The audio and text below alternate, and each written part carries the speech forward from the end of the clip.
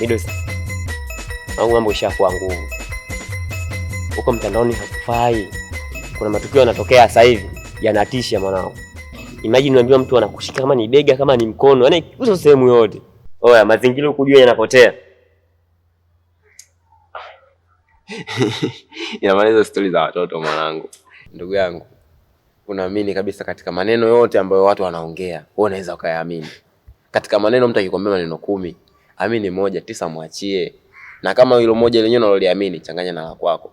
Hicho kitu unachokisema, sijui ukishikwa begwa, sijui vitu vinapotea. Hamna, mimi siamini katika maisha yangu.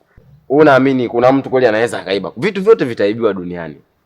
Kuna mtu anaweza kuiba kiungo cha mwenzie bila mtu kujua? Hebu acha ujinga na wewe, kuwa mtu mzima.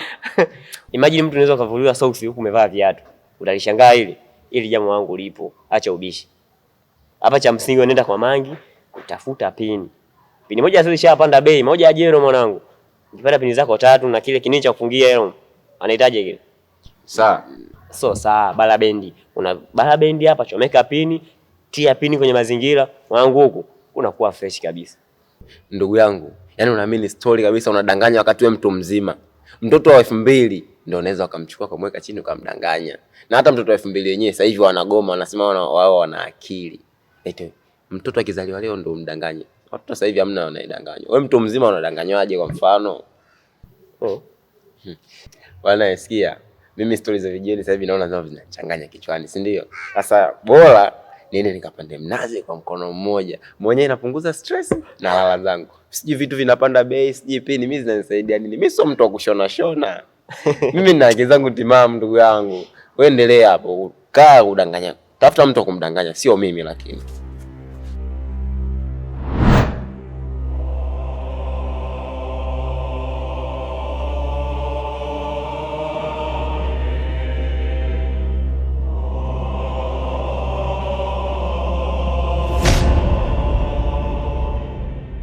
Bwana samani ndugu yangu, mbona kama anakufananisha?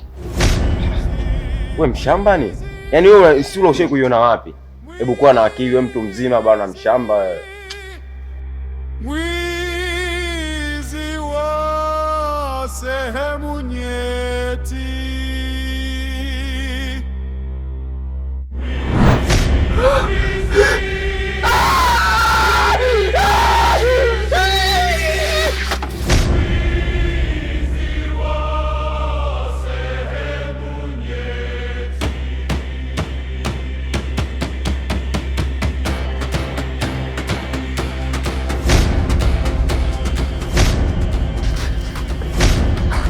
Wewe tayari ushapanda mnazi kwa mkono mmoja.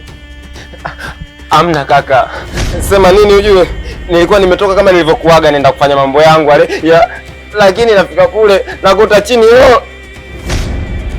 Nini? Yapo. Ila yapo meupe afu madogo madogo. Hata sijui yametokea wapi.